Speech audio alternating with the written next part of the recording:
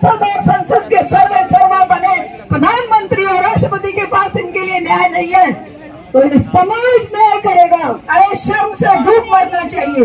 घर से बाहर कदम रखते ही नजरों से उनके बलात्कार होते हैं, नजरों से होते हैं। वो वहां पर क्या खड़क लेकर खड़ी हो जाए?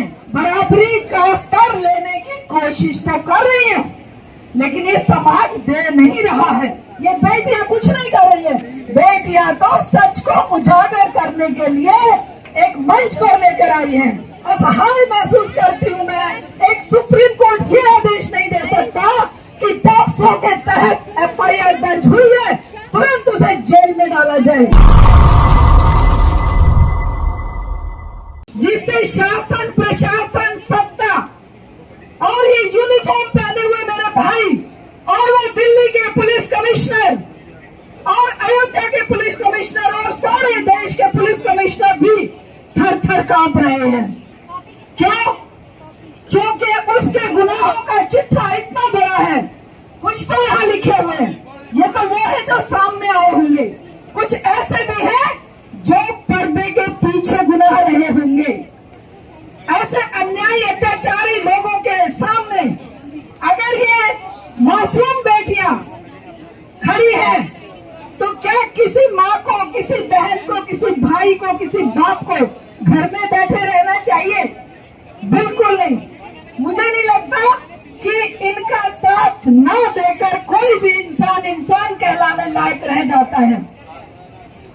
इतना घिनौना प्रचार सोशल मीडिया और जो इनका मेन स्ट्रीम मीडिया है उसमें किया जा रहा है। कितने गंदे शब्द, कितने गंदे ये लोग एलिगेशन हमारी बेटियों पर लगा रहे हैं।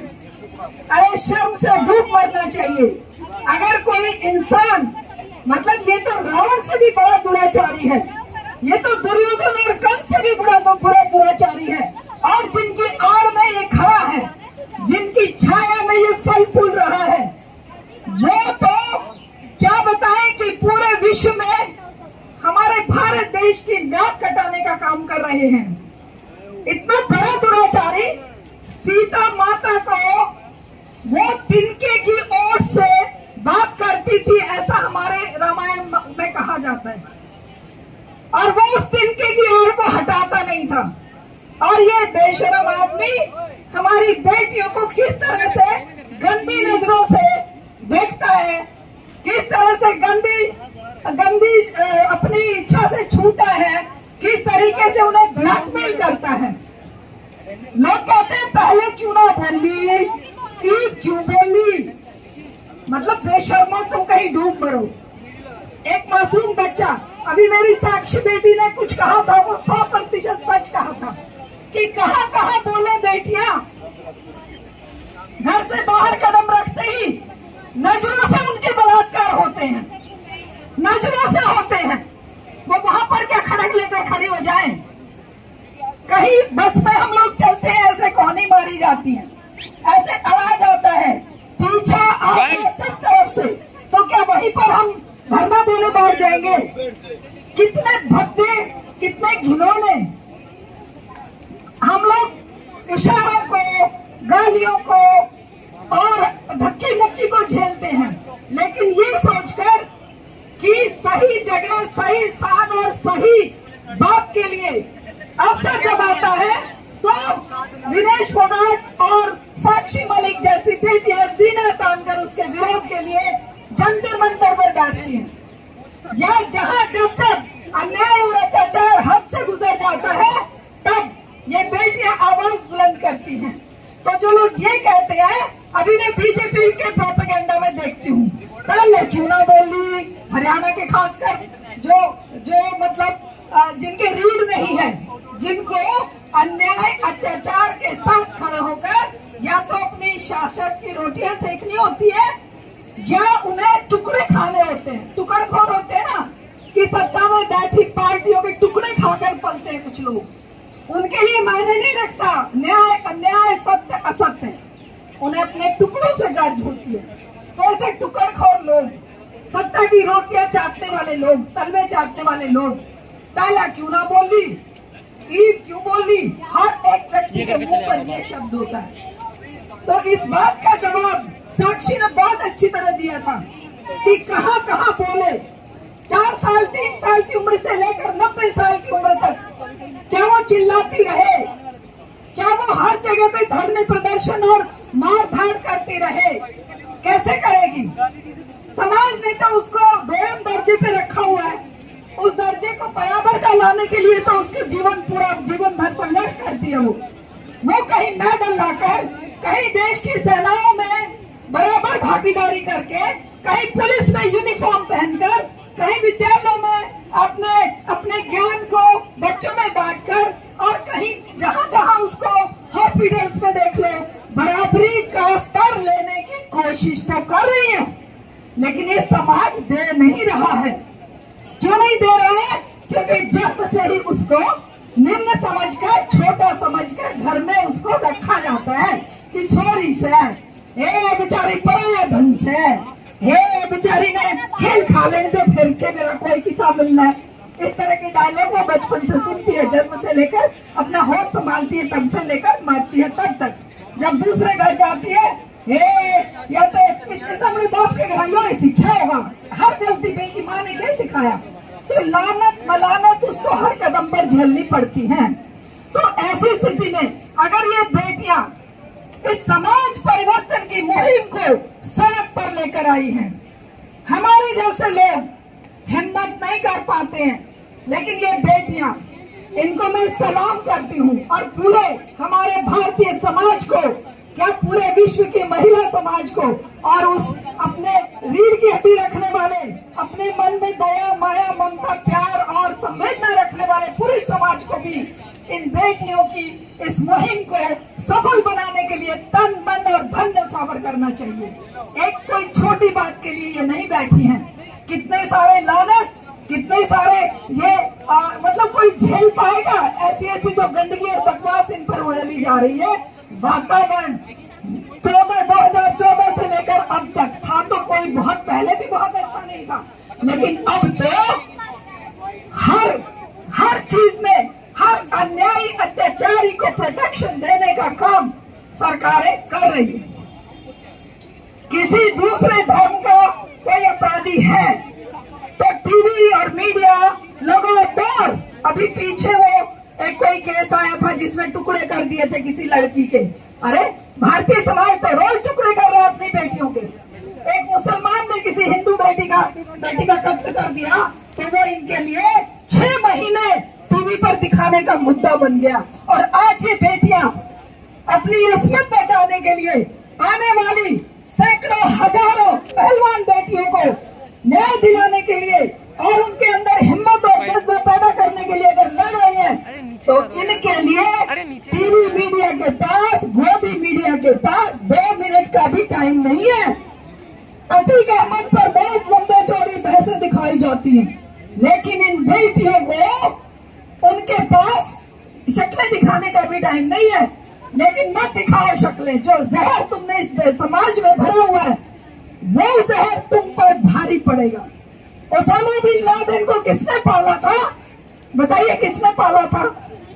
अमेरिका ने पाला पोसा था, और अमेरिका के ही विध्वंस का कारण बना ट्विन टावर पर उसने जो हमला किया। इसी तरह से जो जिसको गलत तरीके से पालता पोसता है वो उसके मौत का कारण बनता है। और इसी तरह से ये जो ब्रजभूषण शरण है, बीजेपी की चूल्हे खोदने का काम करेगा। हम कुछ नहीं कर रहे हैं, ये बेटियां कुछ नहीं कर रही है। बेटियां तो सच को उजागर करने के लिए एक मंच पर लेकर आई हैं। ये कुछ नहीं कर रही है, करा तो उसने है अन्यायी अत्याचारी और पापी ने, और वो पापी लोग जो उसे निर्दोष बताने की जरूरत पड़ रहे हैं, जो उसे संरक्षण दे रहे हैं। मैं तो माननीय सुप्रीम कोर्ट पर भी मुझे बहुत मतलब तरस भी आता है, असहाय महसूस करती हूँ मैं। एक सुप्रीम कोर्ट ये आदेश नहीं दे सकता कि पॉक्सो के तहत FIR दर्ज हुई है, तुरंत उसे जेल में डाला जाए, तुरंत उसको बिना किसी ढील हुज्जत के। ये आदेश सुप्रीम कोर्ट माननीय दे सकता है, लेकिन न जाने कौन से चक्रव्यूह में हमारे संसदीय प्रणाली, हमारी पुलिस प्रशासन और हमारा समाज ऐसा फंस गया है कि उस गंदगी से बाहर निकलने का रास्ता उसे नजर नहीं आ रहा। लेकिन ये बेटियां, अगर पुलिस के पास इनके लिए न्याय नहीं है, अगर कोर्ट के पास नहीं है, अगर हमारे इन जो कानून बनाने वाले तथाकथित हमारे सांसद और संसद के सर्वे सर्वा बने प्रधानमंत्री और राष्ट्रपति के पास इनके लिए न्याय नहीं है, तो इन समाज न्याय करेगा। और ये समाज पूरी शिद्दत के साथ इन बेटियों के साथ खड़ा रहेगा, चाहे ये आंदोलन 13 महीने क्या 13 साल चले, क्योंकि सच्चाई के आंदोलन कोई एक दिन में न्याय नहीं देते हैं। झूठ और फरेब तो तुरंत न्याय कर देता है, लेकिन सच्चाई की कीमत चुकानी पड़ती है, हर किसी ने चुकाई है। तो ये बेटियां चुका रही है अपने कैरियर को दांव पे लगाकर, अपने पूरी प्रतिष्ठा को। एक छोटा सा बच्चा, मैं एक अपने घर की घटना बता रही हूँ, भाई साहब तो खड़े आ गए हैं। मेरे घर के पास एक लेडी ट्यूशन पढ़ाती है, एक 8-9 साल का बच्चा। मेरा तो दिन रात का यही प्रलाप बन गया है कि मैं इन बेटियों की बात और इस व्यवस्था की बात हमेशा करती हूँ। तो कुछ लोग मेरे पास आकर खड़े हो गए, मैं उन्हें बताने लगी कि किस तरीके से हमारी बेटियों के साथ अन्याय, अत्याचार और अपराध हो रहे हैं। और ये श्री राम के नारे लगाकर मतलब लोगों पर मॉब लिंचिंग करने वाले लोग हैं, वो बजरंग दल, वो हिंदू सेना, वो फलाटिका जो भी है, आरएस, जो कहते हैं कि हमारी संस्कृति बहुत महान है, हम महिलाओं की पूजा करते हैं, वही लोग एक शब्द भी नहीं बोल रहे हैं।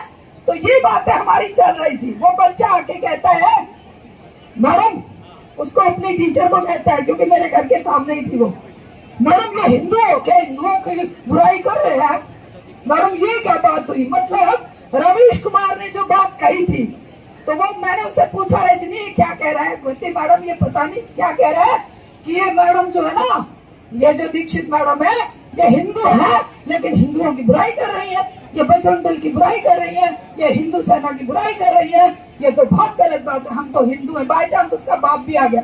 मैंने पूछा, भाई साहब इसे कौन सिखा रहे हैं? बोला जी टीवी से देखता है, टीवी पे दिखाई जाती है वो चीज जो है बोल रहा है। तो मैं क्या रवीश कुमार ठीक कह रहा था, इसका मतलब कि टीवी बंद कर दीजिए, क्योंकि टीवी आपके घरों में आतंकवादी पैदा कर रहा है, टीवी आपके घर में आतंकवादी बना रहा है।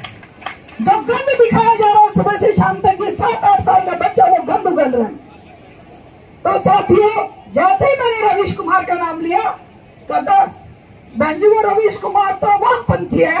अरे मैं कहा वामपंथी और शामपंथी क्या होता है? कोई इंसानियत की बात अगर करे तो ये बीजेपी, आरएसएस और ये सारी व्यवस्था उसे देशद्रोही, वामपंथी, फलाना ठिकाना कह के बदनाम करने पे लग जाते हैं।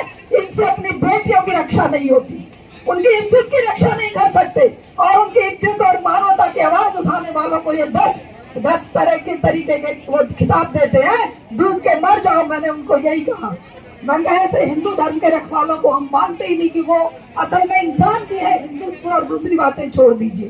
तो साथियों, पूरी शिद्दत के साथ 28 तारीख को ये जो ढोंग करने जा रहे हैं, एक हमारी आदिवासी बहन जो हमारे सर्वोच्च पद पर बैठी है, हिम्मत नहीं है उनमें कि उसके हाथ से उद्घाटन करवाएं या एक महिला को सम्मान दे, क्योंकि सम्मान का ठेका इस अकेले एक इंसान ने ले रखा है, चाहे देश हो विदेश हो। और अपमान और जिल्लत हम महिलाओं, दलित और आदिवासी और अल्पसंख्यक लोगों के सर पर ये डाल रहे हैं। इसी के खिलाफ ये मुहिम है और इस मुहिम में जीत हमारी निश्चित है।